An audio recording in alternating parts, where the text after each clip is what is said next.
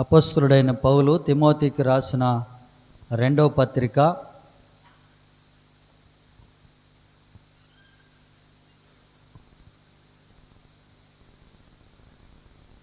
15వ వచనాన్ని చదువుకుందాం. ఆసియాలోని తిమోతికి రాసిన రెండవ పత్రిక 2వ అధ్యాయం 15వ వచనం. దేవుని ఎదుట యోగ్యునిగాను సిగ్గుపడనక్కరలేని పనివానిగాను సత్యవాక్యమును సరిగా ఉపదేశించువానిగాను నిన్ను నీవే దేవునికి కనపరుచుకొనుటకు జాగ్రత్త పడుము. చాలమ్మా, ప్రార్థన చేసుకుందాం.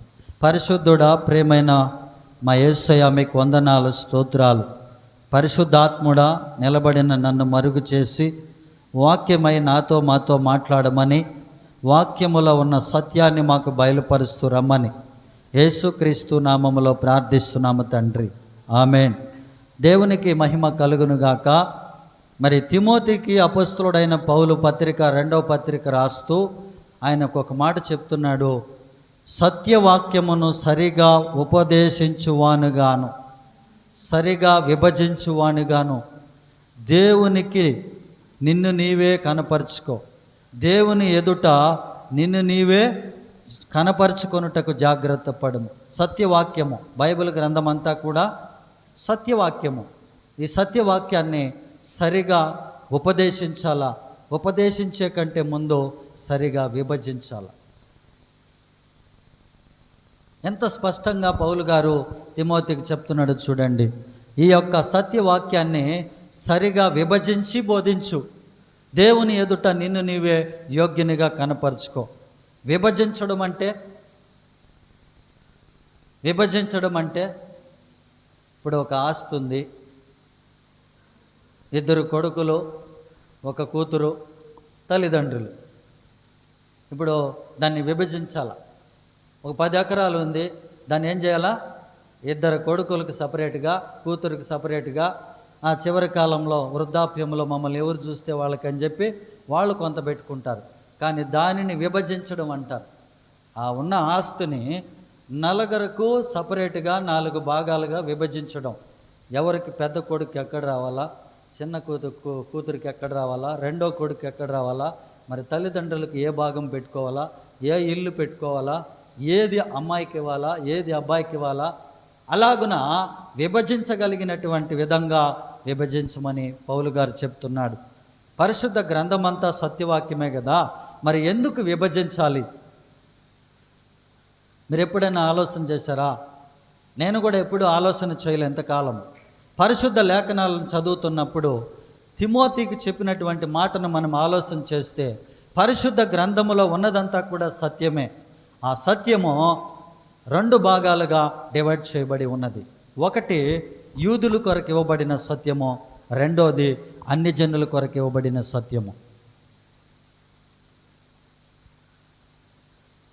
పరిశుద్ధ గ్రంథమంతా 66 పుస్తకాలు అంతా సత్యమే. పరిశుద్ధాత్మ దేవుడే తన లేఖనములో ఆయన ఆత్మ ద్వారా రాయించాడు, బాగుంది.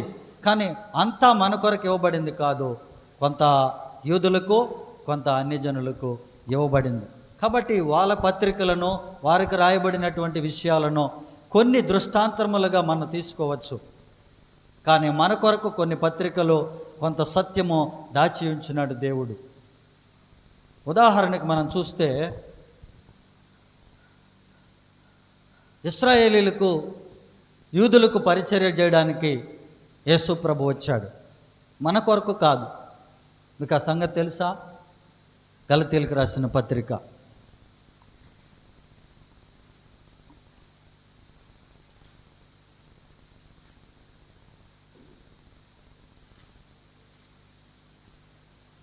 2వ రోమీయులకు రాసిన పత్రిక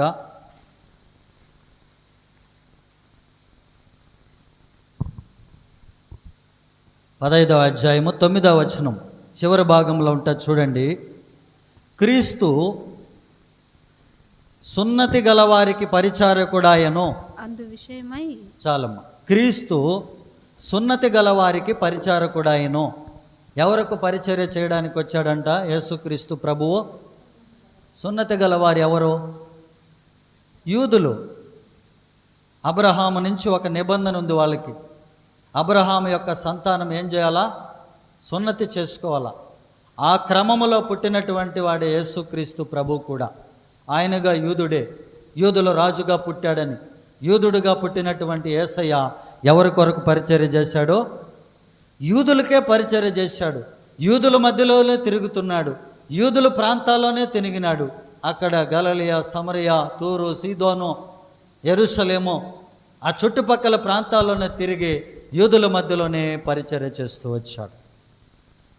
ఆ యెరూషలేమునికి పోయేటప్పుడు ఆ చివరిలో 1-2 సార్లు ఆ సమరయ ప్రాంతం గుండా వెళ్ళాల్సి వచ్చింది.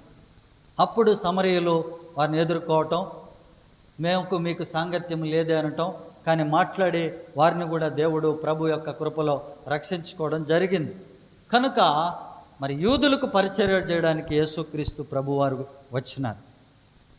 యేసు ప్రభు 12 మంది శిష్యులను లేవనెత్తాడు, శిష్యులను పరిచర్యకి పంపించాడు. వారు ఎక్కడికి వెళ్ళారు, వాళ్ళని ఎక్కడికి వెళ్ళమన్నాడు చూడండి. మత్తయి సువార్త 10వ అధ్యాయం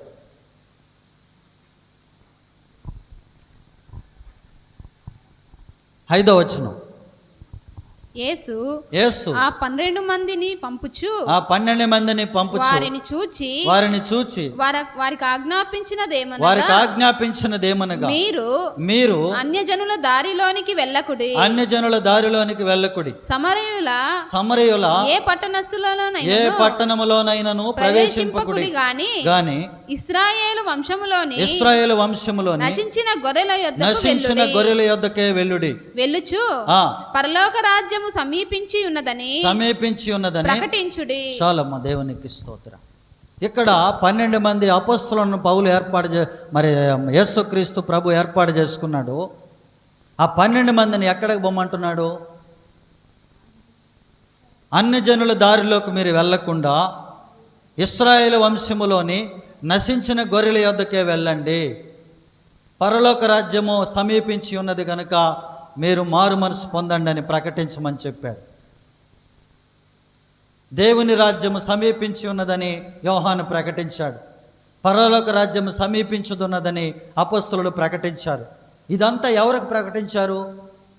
యూదులకే ప్రకటించారు. అన్ని జనుల దారిలోకి వాళ్ళు రాలా, అన్ని జనులకు సువార్త వాళ్ళు చెప్పలా. 1-2 సార్లు పేతురు గారు ఏమన్నా ఆ కొర్నేలి అలాంటి వారి ఇండ్లలో చెప్పుండొచ్చేమో, కానీ సంపూర్ణంగా పేతురు గారు కానీ, యోహాను కానీ, మరి యాకోబు కానీ, ఇతర అపోస్తలులు కానీ ఎవరు కూడా అన్ని జనుల దారిలోకి వచ్చి వారికి సువార్త ప్రకటించాలి. యేసుక్రీస్తు ప్రభు యూదులకే పరిచర్య చేశాడు. 12 మంది శిష్యులు యూదులకే పరిచర్య చేశారు. మరి అన్ని జనుల సంగతి? అన్ని జనుల మీద పక్షపాతం ఉందా దేవునికి? అన్ని జనులంటే ప్రేమ లేదా? మనమంటే యేసు ప్రభు ప్రేమించలేదా? ఒక అద్భుతమైన మహత్తరమైనటువంటి ప్రణాళిక దేవుడు ముందుగానే సిద్ధపరిచాడు. అది మీకు ఈరోజు బయలుపరుస్తున్నాం దేవుని వాక్యములో. హల్లెలూయా. ఎఫెసీయులకు రాసిన పత్రిక 3వ అధ్యాయము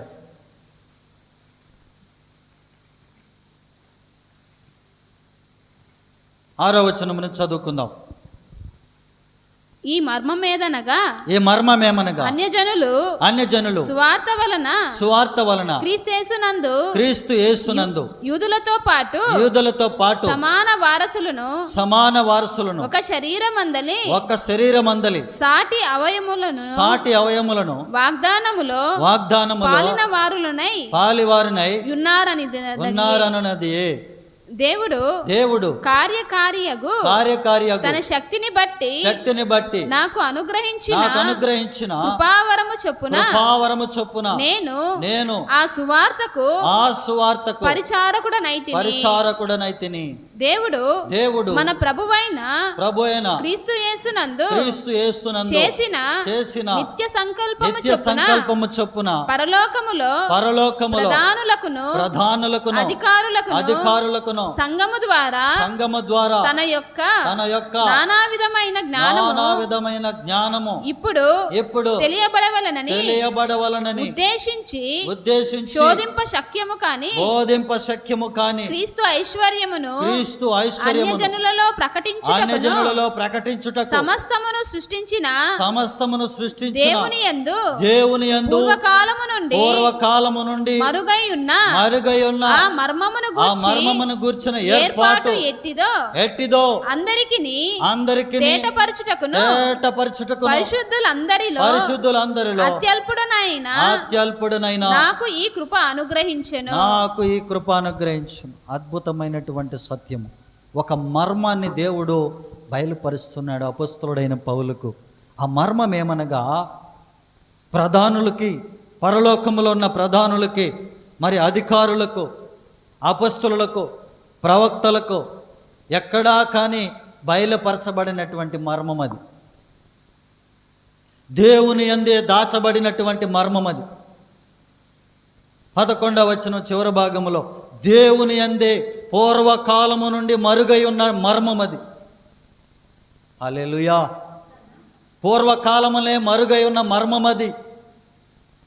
అది ఏంటనగా, అన్యజనులు పౌలు యొక్క సువార్త ద్వారా రక్షణ పొందాలని ప్రభువు ముందుగానే తన యొక్క అనాది సంకల్పంలో ఏర్పాటు చేసి ఉన్నాడు. హల్లెలూయా. అపొస్తలుడైన పౌలు దమస్కు మార్గములో రక్షించబడిన తరువాత ఆ పౌలుని మరి యెరూషలేములోకి వచ్చినప్పుడు వారు ఒక తీర్మానం చేసుకుంటున్నారు.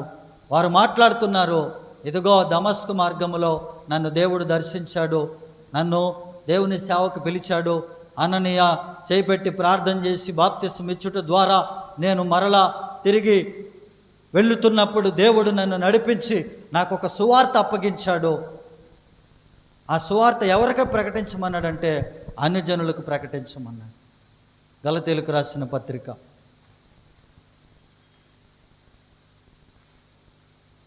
2వ అధ్యాయము 8-9 వచనాలు. అనగా సున్నతి పొందిన వారికి అపోస్తలుడగుటకు పేతురునకు సామర్థ్యం కలుగజేసిన వాడే అన్యజనులకు అపోస్తలుడవునటకు నాకును సామర్థ్యము కలుగజేసెనని వారు గ్రహించినప్పుడు స్తంభములుగా ఎంచబడిన యాకోబు, కేఫా, యోహాను అనువారు నాకు అనుగ్రహింపబడిన కృపను కనుగొని మేము అన్యజనులకును తాము సున్నతి పొందిన వారికిని అపోస్తలులుగా ఉండవలనని చెప్పి తమతో పాలివారమనుటకు సూచనగా నాకును బర్నబాకును కుడి చేతిని ఇచ్చిరి. దేవునికి స్తోత్రం. ఇప్పుడు అర్థమైపోయిందా? యెరూషలేము సంఘములో ఉన్నటువంటి పెద్దలు, పేతురు main person, head of the church. పేతురు తర్వాత యాకోబు, యోహాను, ఆ ముగ్గురు కలిసి వారు అపొస్తలుల యొక్క మధ్యలో పౌలు గారిని ఒక మాట మాట్లాడుతున్నారు.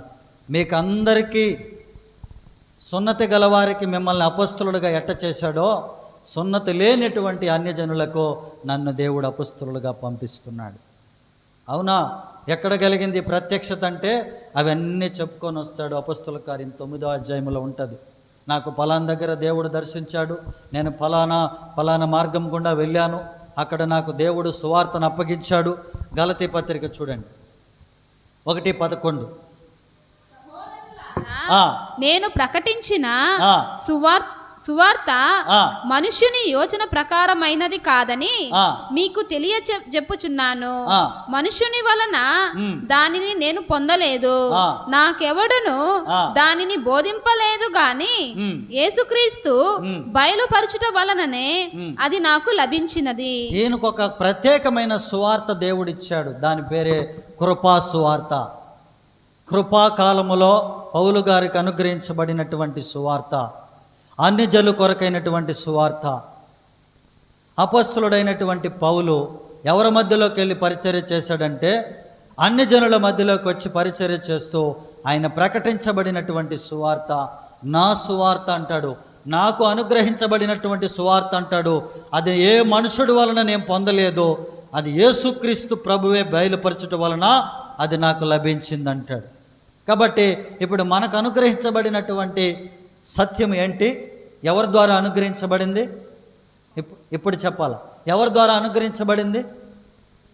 అపొస్తలుడైన పౌలు ద్వారా, ఆయన పత్రికల ద్వారా క్రీస్తు సంగమునకు, శరీరానికి ఆయన సత్యాన్ని బయలుపరిచాడు. ఎంత అద్భుతమైన ప్రణాళిక దేవుడు వేస్తున్నాడు చూడండి. అన్య జనులు ఎక్కడా కూడా మనకు కనపడరు, అన్య జనులు ఎక్కడా కూడా మనకు కనపడరు. అరణ్య ప్రదేశంలో వస్తున్న సంఘముతో కూడా కొంతమంది మిశ్రిత జనము, అన్య జనులు కూడా వచ్చినట్టు ఉంటుంది, కానీ సంఘముగా ఎక్కడ, సంఘములో చేర్చబడినట్లుగా అన్య జనులు ఎక్కడ మనకు కనపడరు. ఈవెన్ మేడగదిలో పరిశుద్ధాత్మ వచ్చినప్పుడు కూడా అక్కడ ఒక్కరు కూడా అన్య జనులు లేరు, అందరూ యూదులే.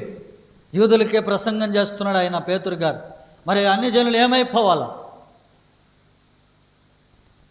అన్య జనులకి మరి యూదులకు భేదాభిప్రాయాలు. ఎందుకంటే అన్య జనులు హీనంగా చూసేవారు యూదులు. వారు ఉన్నతమైనటువంటి వంశస్థులుగా, అన్య జనులు చూచి చూడని వారిగా, వారితో సహవాసం చేయని వారిగా, అంటరాని వారిగా చూసేటువంటి దినాల్లో దేవుడు అన్య జనుల కొరకైనటువంటి ఒక ప్రత్యేకమైన ప్రణాళిక ఎప్పుడేసాడంట?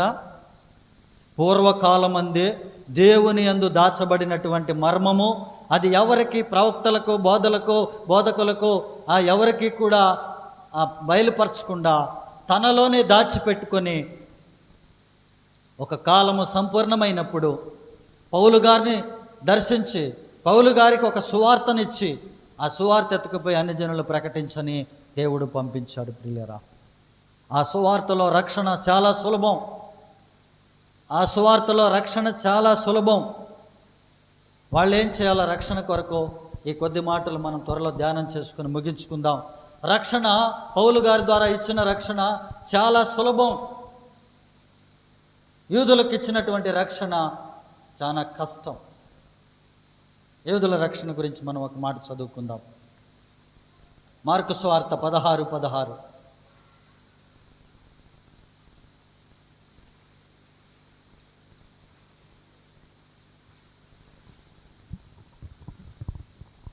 నమ్మి బాప్తిస్మము పొందినవాడు రక్షింపబడును, నమ్మని వానికి శిక్ష విధింపబడును. అపొస్తలుల కార్యం 2వ అధ్యాయంలో పేతురు గారు ఏం చెప్పారు చూద్దాం. అక్కడ వారు రక్షణ ఎలాగున్నదో.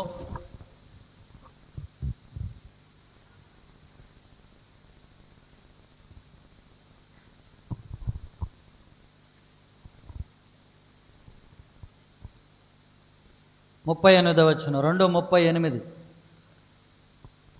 పేతురు, మీరు మారు మనస్సు పొంది పాపక్షమాపణ నిమిత్తము ప్రతివాడు యేసుక్రీస్తు నామమున బాప్తిస్మము పొందుడి. హల్లెలూయా.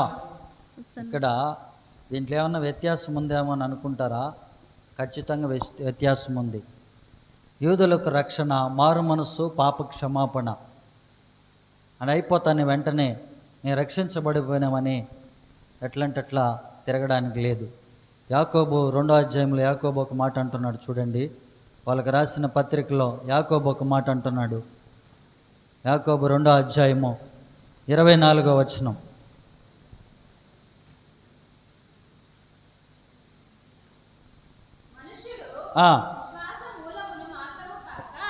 క్రియల మూలమునను నీతిమంతుడని ఎంచబడునని మీరు దీని వలన గ్రహించితిరి. యాకోబు ఒక మాట చెప్తున్నాడు. విశ్వాసము మూలముగా మనము నీతిమంతులుగా ఎంచబడతాం, కరెక్టే. రెండోది ఒక మాట అంటున్నాడు, క్రియల మూలముగా మనము నీతిమంతులుగా తీర్చబడతాం. వాళ్ళు విశ్వాసం ఉంచినా సరే, వారు రక్షించబడినా సరే, వాళ్ళ క్రియలు లెక్కలోకి వస్తాయి. వాళ్ళ క్రియలు ఆధారం చేసుకొని వారు బ్రతకాలి. అదే అపొస్తలుడైన పౌలు ఎఫెసీయులకు రాసిన పత్రికలో అన్ని జనుల రక్షణ ఎలా కలుగుతుందో చెప్తున్నాడు చూడండి, చాలా సులభంగా. ఎఫెసీయులకు రాసిన పత్రిక 2వ అధ్యాయము 8, 9 వచనాలు. మీరు విశ్వాసము ద్వారా కృపచేతనే రక్షింపబడి ఉన్నారు. ఇది మీ వలన కలిగినది కాదు, దేవుని వరమే. అది క్రియల వలన కలిగినది కాదు గనుక. దేవునికి స్తోత్రం. అక్కడ క్రియల మూలముగా, విశ్వాస మూలముగా వారికి రక్షణ.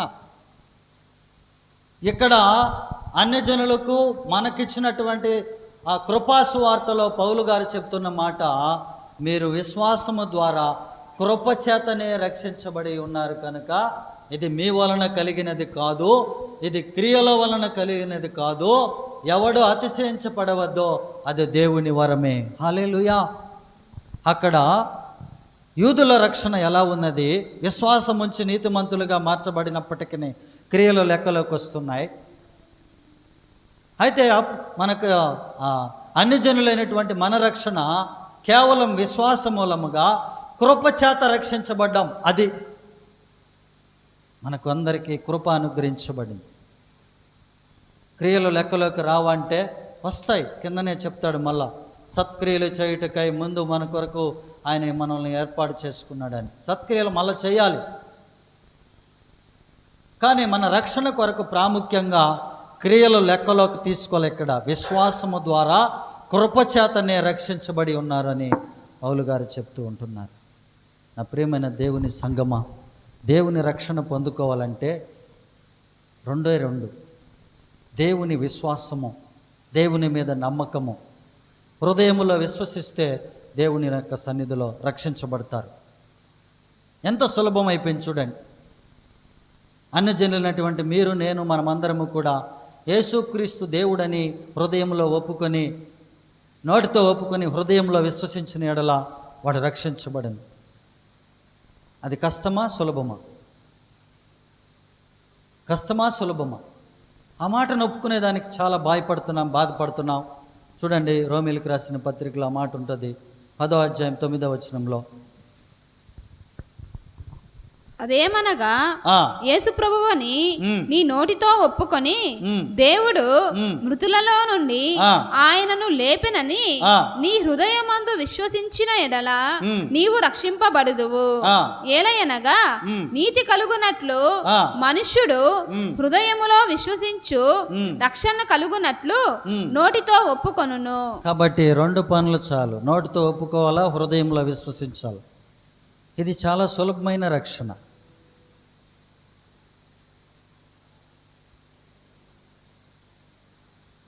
కనుక ఈ మాటను మన నోటిలో ఒప్పుకొని హృదయములో ఆయనను దేవుడిగా అంగీకరించి మృతులలో నుండి యేసు ప్రభుని తిరిగి లేపినాడని మనం నమ్మిన ఎడలా మనం విశ్వసించిన ద్వారా రక్షించబడతాం. అది దేవుని కృపావరం. కృపాసువార్తలో ఉన్నటువంటి సులభమైన రక్షణ ఏంటంటే హృదయములో విశ్వసించి నోటితో ఒప్పుకుంటే చాలు, మనం రక్షించబడతాం. అయితే యాకోబు అంటున్నాడు, విశ్వాసం మూలంగా మనం దేవుని నీతిమంతులుగా మార్చబడినప్పటికీ అక్కడ క్రియలు కూడా లెక్కలోకి వస్తాయని అంటున్నాడు. కాబట్టి నా ప్రియమైన దేవుని సంగమా, దేవునిలో రక్షించబడడానికి సులభతరం చేసేసాడు. అన్ని జనుల రక్షణ చాలా సులభం చేసేసాడు ప్రభు. హృదయంలో విశ్వసిస్తే, నోటితో ఒప్పుకుంటే యేసు ప్రభు దేవుడని, మరి రక్షణ కంప్లీట్. హృదయంలో జరిగే కార్యం, అంతరంగంలో జరిగే కార్యం. కనుక అపొస్తలుడైన పౌలుకి ఇచ్చినటువంటి ఆ యొక్క ప్రత్యేకమైనటువంటి ఆ కృపాసువార్తలో మన అందరి రక్షణ చాలా సులభతరం చేశాడనేది మనం నేర్చుకున్నాం. రెండోదిగా చూడండి, అక్కడ అపొస్తల కార్యం 2వ అధ్యాయం 38లో మారు మనస్సు నిమిత్తం ప్రతివాడు పాప క్షమాపణ నిమిత్తం బాప్తిస్వం పొందండి,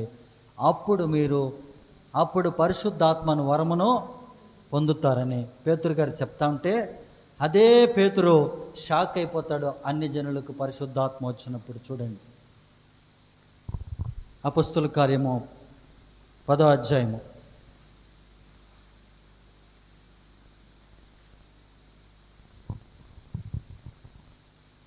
44, 45, 46. పేతురు ఈ మాటలు ఇంకా చెప్పుచుండగా అతని బోధ విన్న వారందరి మీదికి పరిశుద్ధాత్మ దిగెను.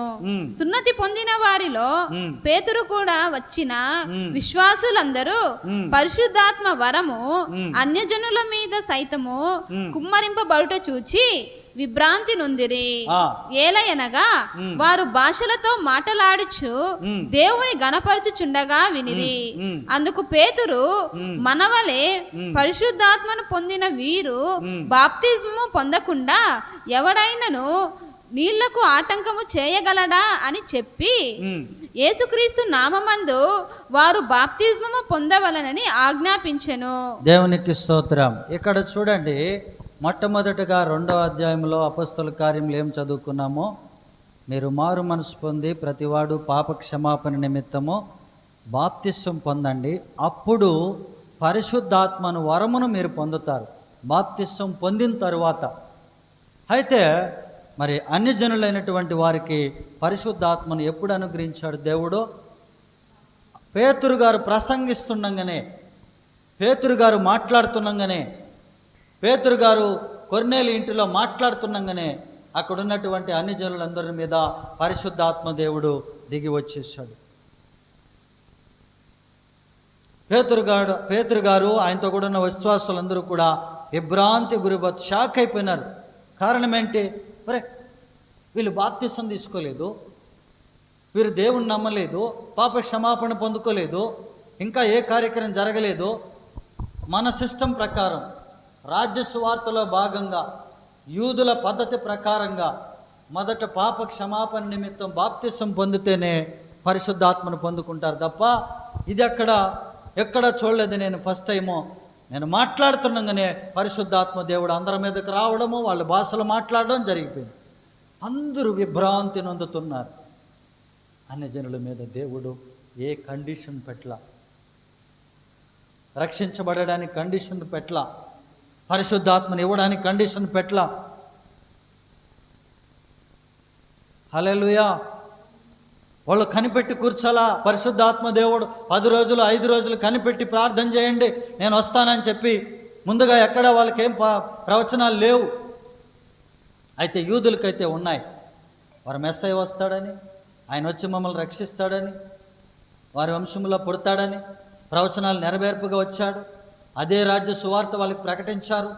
ఆయన ఏమైతే చెప్పాడో అదే ప్రకటించారు. కానీ అన్ని జనుల దగ్గరకు వచ్చేటప్పటికి అది మర్మముగా ఉంచబడినటువంటి, రహస్యముగా ఉంచబడినటువంటి, దేవుని ప్రేమలో దాచబడినటువంటి, దేవుని అందే దాచిపెట్టబడినటువంటి ఆ మర్మం ఏంటంటే, అనాది కాలం మొదలుకొని అన్ని జనులు దేవుని మనసులో పెట్టుకొని ఒక కాలం వచ్చినప్పుడు పౌలు ద్వారా రక్షించుకోవడానికి దేవుడు ఇష్టపడ్డాడు. చప్పట్లు కూడా దేవుని కనపరుస్తాను.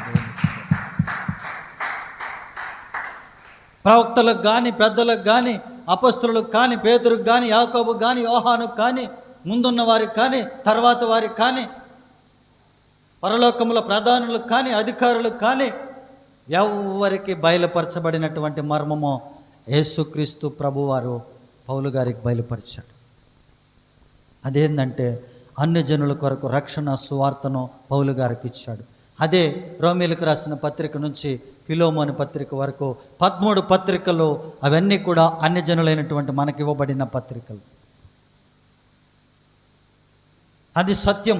అందుకనే తిమోతి అంటున్నాడు, సత్యవాక్యమును సరిగా విభజించు, ఎవరికి ఏమి ఇవ్వాలనో వాళ్ళకి ఇవ్వు. ధర్మశాస్త్ర వాక్యములు తీసుకొచ్చిన అన్ని జనుల మధ్యలో, అన్ని జనుల వాక్యాలు తీసుకొని పోయి ధర్మశాస్త్రానికి సంబంధించిన వారి మధ్యలో బోధించి, అంతెందుకు పోయిన వారం మనం చూసినాం కదా, స్వస్థపరిచే వరము, అద్భుతాలు చేసే వరము, ఆశ్చర్యకార్యాలు చేసే వరము ఎవరికిచ్చాడు ప్రభువు? మత్తయి సువార్త 10వ అధ్యాయం 5, 6 తర్వాత రోగులను స్వస్థపరచుడి, దెయ్యములను వెళ్ళగొట్టుడి, ఇవన్నీ ఎవరికిచ్చాడో? ఆయన శిష్యులు 12 మందికి ఇచ్చారు. అదే కృపా సువార్తలో అపొస్తలుడైన పౌలు పత్రికలు ఎక్కడన్నా చూడో శిష్యులు ఎవరైనా అద్భుతాలు చేసి అక్కడ యేసు నామములో గొప్ప కార్యము జరుగునుగా ఇది అన్నారా? అద్భుతాలు వాళ్ళ మధ్యలో ఎందుకు చేయాల్సి వచ్చిందో కూడా చెప్తాను చూడండి ఈరోజు. హల్లెలూయా.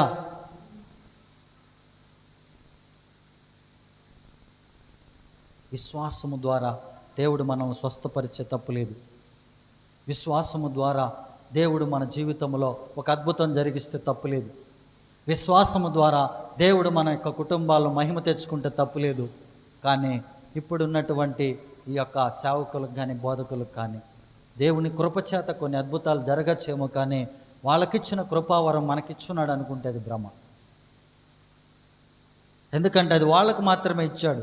అది ఎందుకు ఇస్తున్నాడో చెప్తాను చూడండి.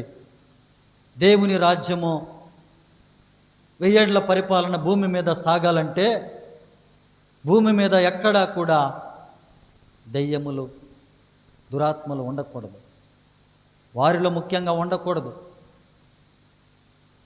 అనారోగ్యంగా ఉండకూడదు. లేవీకాండం ప్రకారము వాళ్ళలో ఏమీ ఉండకూడదు. వ్యాధి ఉండకూడదు, దయ్యాలు ఉండకూడదు, దురాత్మలు ఉండకూడదు.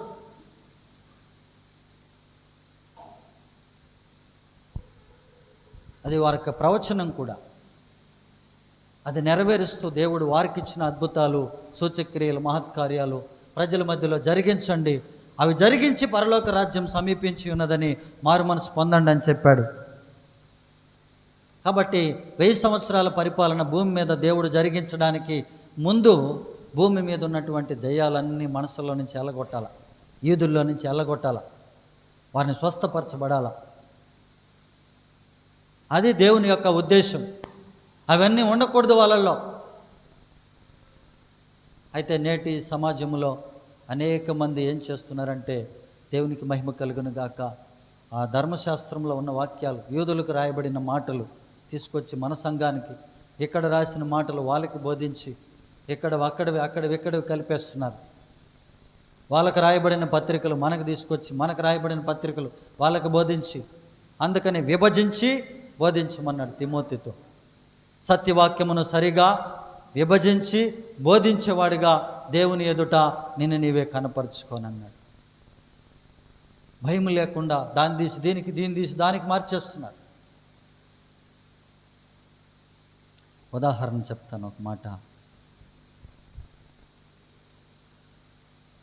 అబ్రహాము, నోవాహు కాలంలో దేవుణ్ణి ఆరాధించేవాళ్ళు ఏ రోజు ఆరాధించారో మీకు తెలుసా? బైబిల్ ఏమన్నా రాయబడిందా? లేదు. బలిపీఠం కట్టారా, ప్రార్థన చేసుకున్నారా, పోతా ఉన్నారా? 4 రాళ్ళు చుట్టూగా పెట్టుకొని బలిపీఠంలాగా కట్టుకొని దహన బలి అర్పించి ప్రార్థన చేసుకొని పోతా ఉన్నారు.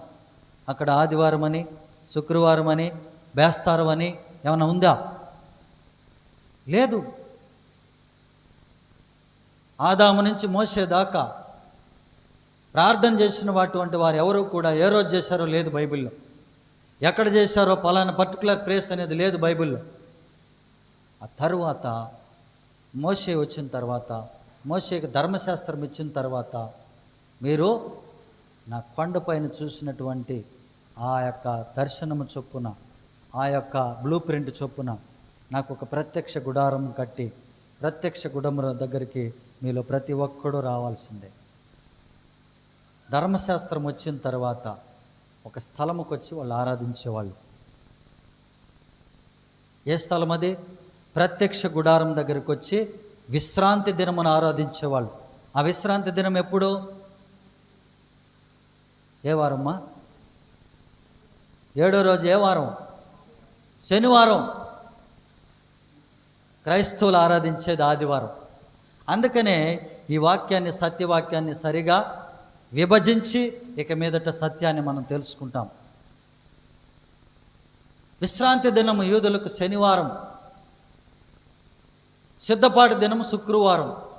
శుక్రవారం సిద్ధపడి శనివారం ఆరాధన చేసి, అది మనకు బాగా అర్థం కావాలంటే ఆ మత్తయి సువార్త 28వ అధ్యాయం 1వ వచనం చదువుదాం.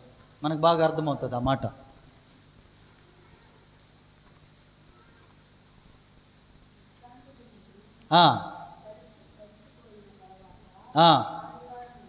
ఇప్పుడు అర్థమైందమ్మా ఎప్పుడు విశ్రాంతి దినము? బ్రదర్ ఏమనుకుంటాడని మెల్లిగా అంటున్నది ఆదివారం అని. ఆదివారం కాదు, శనివారం. అక్కడ స్పష్టంగా రాయబడింది, విశ్రాంతి దినము గడిచిపోయిన తరువాత ఆదివారమున తెల్లవారుచుండగా మగ్దలేని మరి అక్కడికి వెళ్ళింది. ఇప్పుడు విశ్రాంతి దినం ఎప్పుడు? శనివారం. శనివారం ఎవరు ఆరాధిస్తున్నారు? సమాజ మందిరాల్లో యూదులు ఆరాధిస్తున్నారు దేవుణ్ణి. మరి క్రైస్తవులు ఎప్పుడు ఆరాధన చేయాలా? రుజువు చూపించు. ఆదివారం కరెక్టే, రుజువు చూపించు. అపొస్తలుల కార్యము 20వ అధ్యాయం 7వ వచనం.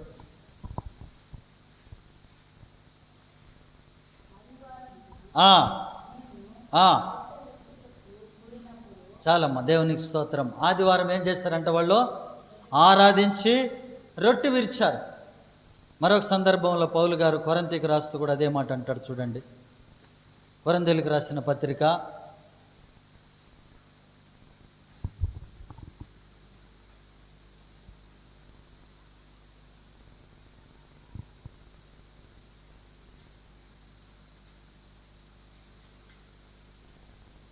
1 పత్రిక 16వ అధ్యాయం 2వ వచనం. ప్రతి ఆదివారమున మీలో ప్రతివాడును తాను వర్ధిల్లిన కొలది. ప్రతి ఆదివారమున మీరు వర్ధిల్లిన కొలది మీరు అక్కడ కానుకలో తీసుకురావాలన్నారు. అని ఆదివారం ఎందుకు అక్కడ మెన్షన్ చేశాడు? ఆదివారం ఆరాధనకు వస్తారు కాబట్టి ఇక్కడ కానుకలు వేసే కార్యక్రమం ఉంటుంది, అలాగే బేదలకు పంపించే కార్యక్రమం ఉంటుంది. అక్కడికి వచ్చినప్పుడు మీరు కొంత చందా పోగు చేసి తీసుకొని రండి. ఆదివారం ఆరాధనకు వచ్చినప్పుడు మనం ఏదైనా మాట్లాడాలంటే, అమ్మ మీరు ఆదివారం వచ్చినప్పుడు మాట్లాడుకుందామంటాం. ఆదివారం ఎందుకు వస్తున్నాం? దేవుణ్ణి ఆరాధించడానికి వస్తున్నాం కనుక ఈ క్లారిటీ మనకు ఉండాలి. యూదులు ఎప్పుడు ఆరాధించేవాళ్ళు? శనివారం విశ్రాంతి దినం ఆరాధించేవాళ్ళు. పునరుద్ధానుడైన యేసుక్రీస్తు ఆదివారం తిరిగి లేచాడు కనుక, ఆయన మృతుడై తిరిగి లేచామని మనం నమ్ముచున్నాం కనుక పునరుద్ధానుడైన యేసయ్యను ఆదివారం ఆరాధిస్తుంటున్నాం. ఎందుకు శనివారం ఆరాధించకూడదంటే అది యూదుల కార్యక్రమము, యూదుల సిస్టమ్. మనం ఆదివారమే ఆరాధన కూడుకోవాలి. అయితే ఇప్పుడు చాలామంది ఏం చేస్తున్నారంటే శనివారం సాయంకాలము ఆరాధన పెట్టేస్తున్నారు. ఆదివారం మీ సంఘాలకు వెళ్ళిపోండి, శనివారం మా చర్చికి వచ్చేయండి. మనతో కూడా భారతకు వస్తూ ఉండింది కదా మన సంఘముకి.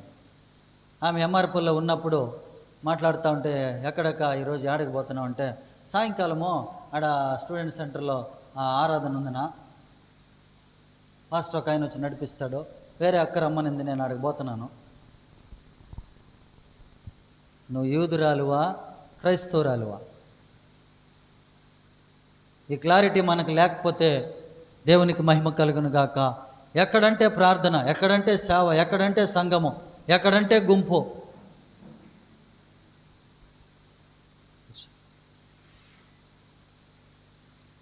కాబట్టి దేవునికి మహిమ కలుగును గాక. ఈరోజు అనేక సంఘాల్లో ప్రార్థన పెట్టుకోవడం తప్పులే. ప్రత్యేకంగా ఆరాధనే శనివారం అని ప్రకటించి శనివారం ఆరాధన చేసేటువంటి వారు ఉన్నారు. మనము యూదుల క్రైస్తవుల? క్రైస్తవులైతే ఎప్పుడు ఆరాధన చేయాలి? ఆదివారం. అది ప్రార్థనే, ఇది ప్రార్థనే. ఏది కరెక్టో? అందుకనే సత్యవాక్యాన్ని సరిగా విభజించి, ఇంగ్లీష్ బైబిల్ ఉంటుంది, స్టడీ చేసి దేవుని దగ్గర నువ్వు సరిగ్గా బోధించి సక్రమైన సేవకుడుగా నువ్వు కనపరుచుకో అన్నాడు పౌలు గారికి తిమోతికి. నా ప్రియ దేవుని సంగమా, ఎక్కడంటే అక్కడ ప్రార్థన దగ్గరగా ఉందని, ఇంకొక పాస్టర్ వచ్చి పక్కనే పెట్టాడని, ఆడ ప్రార్థన ఏడ ప్రార్థన, మేము వారంలో 3 రోజులు ప్రార్థనలోనే గడుపుతాను. ఏమి లాభం? క్రమము లేకుండా ఏ ఆరాధన? నువ్వు యూదురాలువా క్రైస్తవుడివా? యూదుడివా క్రైస్తవుడివా? కనుక మనకందరికీ దేవుడు ఆదివారం ఆరాధన దినముగా అపొస్తలుల కార్యంలో చూస్తున్నాం, కొరింథీ పత్రికలో చూస్తున్నాం. అయితే చాలామంది ఈ దినాల్లో మరి అనేక సెంటర్లు చూసుకొని, చుట్టుపక్కల క్రైస్తవులు బహుగా ఎక్కడున్నారో చూసుకొని అక్కడ ప్రార్థన, అక్కడ గోపురాలు, అక్కడ మందిరాలు, శనివారం ప్రార్థన. దానికి మనం రహస్యంగా వెళ్ళిపోతూ ఉంటాం. మంచిదేనా? ప్రార్థనే, తప్పులేదు. నువ్వు క్రైస్తవురాలుగా ఉండి ఎప్పుడు ఆరాధన చేయాలా? ఒకరోజు ఇక్కడ, ఒకరోజు అక్కడ. ఎవరిని పోగొట్టుకోలేం మనం. ఆ పాస్టర్ని పోగొట్టుకోలేం, ఈ పాస్టర్ని పోగొట్టుకోలేం. ఒక క్రమము, సంఘానికి ఒక క్రమము, ఒక సహవాసము మనము పాటించేవారిగా ఉండాలి. శనివారము స్టూడెంట్ సెంటర్లో ప్రతిరోజు జరుగుతుంది, ప్రతి శనివారం జరుగుతుంది. వాళ్ళ ఆరాధన నేను తప్పుపట్టను, కానీ వాక్యము లేఖనాలు ఏం చెప్తున్నాయి? శనివారం క్రైస్తవుడు ఆరాధన చేసి బల తీసుకుంటున్నాడా? బైబిల్లో ఉందా? మరి శనివారం నేను ప్రార్థనకు వచ్చినా, మళ్ళీ ఆదివారం ప్రార్థనకు వచ్చిన వారం అంతా ప్రార్థనలే బ్రదర్. మాకు వాక్యాన్ని క్రమముగా అనుసరిస్తున్నామా? కనుక నా ప్రియమైన దేవుని వారలారా, ఈ విధంగా గందరగోళం చేసే వాళ్ళు ఉంటారని గలతీ పత్రికలో ముందే చెప్పేశాడు పౌలు గారు. గలతీ పత్రిక 1వ అధ్యాయము 6, 7, 8, 9 నేనే చదువుతున్నాను, బాగా గమనించండి. క్రీస్తు కృపను బట్టి మిమ్మల్ని పిలిచిన వారిని విడిచి భిన్నమైన సువార్త తట్టు మీరింత త్వరగా తిరిగిపోవట చూడగా నాకు ఆశ్చర్యమగుచున్నది. అది మరి యొక్క సువార్త కాదు గాని క్రీస్తు సువార్తను చెరపగోరి మిమ్మల్ని కలవరచుపరచువారు కొందరున్నారు. మేము మీకు ప్రకటించిన సువార్త కాక మరి యొక్క సువార్తను మేమైనను పరలోకము నుండి వచ్చిన యొక్క దూత అయినను మీకు ప్రకటించిన ఎడల అతడు శాపగ్రస్తుడగునుగాక. మేమేదియో వరకు చెప్పిన ప్రకారం ఇప్పుడు మరలా చెప్పుచున్నాము, మీరు అంగీకరించిన సువార్త గాక మరి ఒకడు ఎవడైనను మీకు ప్రకటించిన ఎడల వాడు శాపగ్రస్తుడు. నువ్వు మనుషుల దయను సంపాదించుకొని చూచుచున్నానా, దేవుని దయను సంపాదించుకొని చూచుచున్నానా? నేను మనుషులను సంతోషపెట్టగోరుచున్నానా? నేను ఎప్పటికీ మనుషులను సంతోషపెడితే క్రీస్తు దాసుడును కాకపోదును. సిస్టర్, మీకు అనుకూలమేనా? శనివారం పెట్టేస్తాను, బండి శనివారం బల్ల ఇచ్చేస్తాను, వచ్చేయండి. దేవుని సంతోషపెట్టాలంటే ఆదివారం మందిరానికి వచ్చి ఆరాధన చేసి బల్ల తీసుకొని కానుకలు అర్పించి ప్రార్థన చేయించుకొని పోతా ఉండాలి. అందుకనే పౌలు గారు చెప్తున్నాడు, భిన్నమైన సువార్త, అది వేరొకటి కాదు గానే క్రీస్తు నియమం ప్రకారం కాకుండా వేరొక సువార్తను తీసుకొచ్చి ప్రజలకు మభ్య పెడుతున్నారు. సువార్తే.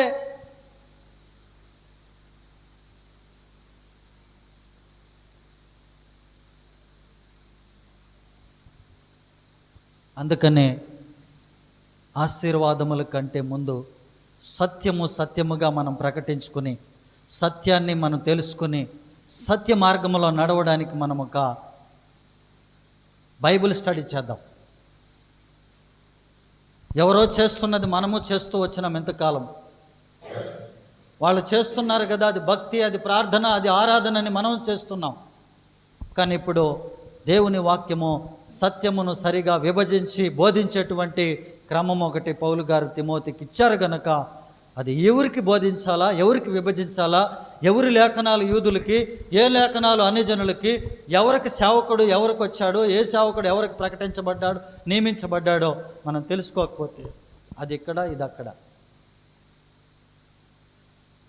ఇంకొక మాట చెప్తే నేను ముగిచ్చేస్తాను. చూడండి, ఈరోజు మనుషులను భయపెడుతున్న మాట రక్షించబడిన మనకు కూడా నిరుత్సాహం. అయితే నేను దేవుని రాజ్యానికి పోలేనా, అయితే నేను దేవుని రాజ్యానికి పోలేనా? ప్రతి ఒక్క పాస్టరు, ప్రతి ఒక్క మనిషిని ఏం చేస్తున్నాడు అంటే, ఇక్కడ చూడండి, మత్తయి సువార్త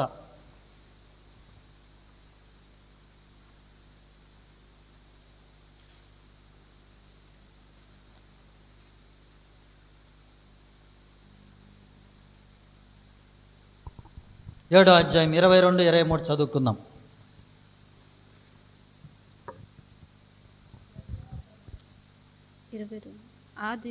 ఆ దినమందు అనేకులు నన్ను చూచి ప్రభువా మేము నీ నామమును ప్రకటింపలేదా, నీ నామమున దయ్యములను వెళ్ళగొట్టలేదా, నీ నామమున అనేకమైన అద్భుతములు చేయలేదా అని చెప్పుదురు. అప్పుడు నేను మిమ్మును ఎన్నడును ఎరుగను, అక్రమము చేయువారలారా నా యొద్ద నుండి పొండని వారితో చెప్పుదును. హల్లెలూయా. ఇక్కడ ఈ మాటను బట్టి దేవుని రక్షణ పొందినటువంటి ప్రతి ఒక్కరిని కూడా భయపెడతా ఉంటున్నారు. అక్రమము చేయువారలారా నా యొద్ద నుండి మీరు బయటికి వెళ్ళండి, మీరెవరో నేను ఎరగనని. అయితే అపోస్తలుడైన పౌలు సువార్తలు ఏం చెప్పాడంటే, విమోచన దినము వరకు మీరు ఆయన చేత ముద్రించబడి ఉన్నారు.